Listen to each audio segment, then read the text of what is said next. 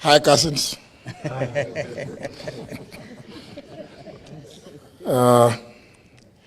As has already been indicated, this is a joint statement by the United Opposition on the murder of Albert Ojwang, as well as the continued intimidation of online and offline critics of the Kenya Kwanza heinous regime. Fellow Kenyans, 3 years ago, none of us could have imagined or predicted that we would be standing in front of you today in shock and horror, listing the atrocities and premeditated killings of Kenyans by the current regime. 3 years ago, many of us were on opposite sides of the political divide. We advocated for our plans and manifestos, eager to make a difference for our country, for the better, for posterity. Whether on the Kenya Kwanza, all Azimio la Umoja, One Kenya alliance sides, none of us gathered here today would have made plans to offer security or ensure that our staff and their families, indeed our own families, have a hotline for protection and help, because the threat of abductions and illegal detentions was an imminent reality. We simply did not imagine it. Nor could we ask any Kenyan to prepare for it. This aberration has been perpetuated by the increased illegal surveillance, abductions, and illegitimate detentions, some of them ascribed to mistaken identity. It has become the modus operandi of a callously inhumane, Ruto-led regime. It is one, if not the major reason, why senior members of the Kenya Kwanza have been impeached, forced into resignations, or indeed have been sacked because they questioned and sought answers for these indecent atrocities that go against human understanding.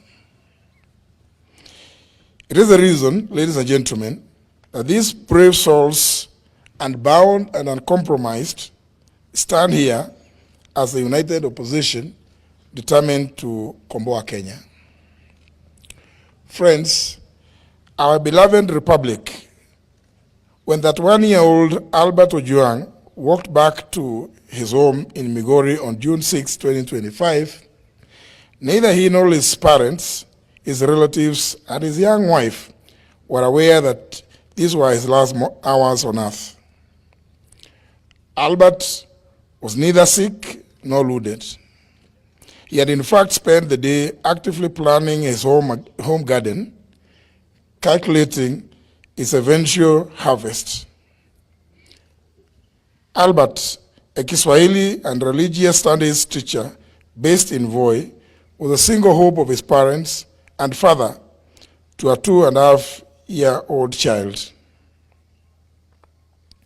Albert was picked up by police officers riding motorcycles in Kakot, Homa Bay, and taken away because of an alleged offensive social media post about a senior police officer, now identified as the Deputy Inspector General of Police, Eliud Lagat. 32 hours later, after the police who arrested Albert assured his parents that he was well and only needed a heavy overcoat because Nairobi was cold, Albert was dead. Why Albert was moved from Mawega police station in Homa Bay to Nairobi, 400 kilometers from the alleged area of incident, and specifically Central Police Station in Nairobi, and checked in under OB number 13/7/6/2/2025 at 9:35 p.m. on Saturday, June 7th, remains unclear. There are 26 hours that remain unaccounted for between Homa Bay and Nairobi. 26 hours when a healthy man, having lunch with his young family, arrived according to many sources, bleeding with serious injuries, 26 hours before being declared dead on arrival, allegedly at Bagathi Hospital, Nairobi, at 1:39 a.m. Today, ladies and gentlemen, this is no ordinary gathering. Albert's family has questions. We too have questions. Kenyans have questions. And indeed, the international community has questions. We all demand answers to the following. 1. The Criminal Procedure Code, Chapter 75 of the Laws of Kenya, has clear procedures on arrests relating to cognizable offenses. There should have been a formal complaint and an arrest warrant.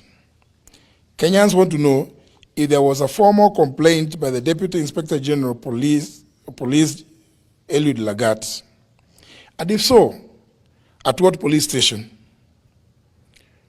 Which date and time was this complaint recorded? Was it the OB entry number of the said was there an OB entry number for the said complaint? Number 2, we demand to know why Albert was moved from Mawego Police Station, Homa Bay, to Nairobi, and specifically sent to police station, and which officers accompanied him by name and rank. Central Police Station, Nairobi area, has CCTV coverage.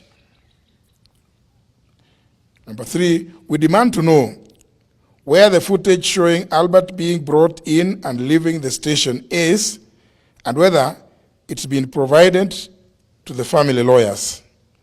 If there is no footage, we demand to know who ordered for the cameras to be switched off. When Albert was picked up in Homa Bay, he had no physical injuries. Indeed, he was having lunch with his wife. We demand to know who inflicted the grievous and extensive injuries on his body. Number 5, it's been reported that Albert was in solitary confinement at Central Police Station. Why was Albert considered a high-risk criminal to be confined in solitary? If he was not in solitary confinement, as alleged, who are his cellmates and how many were they? We therefore demand to know that demand to be shown the cell register to show whether he was with other inmates or he was in solitary confinement. Number 6, yesterday, June 10th, 2025, we've read and heard that the Director of Public Prosecutions, the DPP, directed the Independent Policing Oversight Authority, IPOA, to expedite investigations on circumstances surrounding the death of Albert and report within 7 days. This is a cover-up and a diversionary tactic to delay this matter.